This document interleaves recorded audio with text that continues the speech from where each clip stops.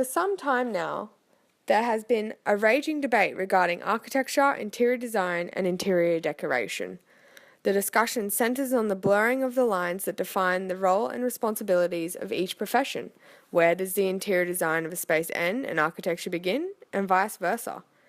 A critical need in both architecture and interior design is to realise that their roles, practices, and service expectations are continually evolving within a shifting social, economic, and political culture. With this evolution, the professional world is becoming increasingly connected and interdisciplinary. However, with modern-day platforms like Instagram, Pinterest, and shows like The Block, the particular services offered by the architectural, interior, and decorating sectors are becoming interlinked and difficult to separate. As each of these disciplines all share the same desire to create holistic, livable, and emotive places, it is understandable as to why an architect wants to design interiors, but it is also understandable for an interior designer to want to be accredited and acknowledged for their expert knowledge in human scale, functionality, and aesthetic talents. So why does the divide still exist, and what can be done to eradicate it? A simple statement once made by a small girl with a tough decision between a soft taco and a hard taco may be the solution, and that is, why don't we have both?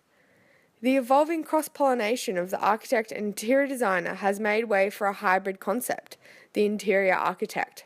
Although the term interior architect is fairly new, I believe that it assists in closing the gap that is felt between interior designers and architects, and can be a new title for the architecturally savvy designers. Whilst the interior designer will still exist, the interior architect will help separate the designers that are more concerned with decor, furnishings, colour palettes, and small-scale projects from those who are involved in larger projects where technical and structural knowledge teams with aesthetic talents. While the architect has a clearly defined role in the industry, a designer with training in interior architecture, however, cannot call themselves as such unless they have a professional accreditation from an architectural body.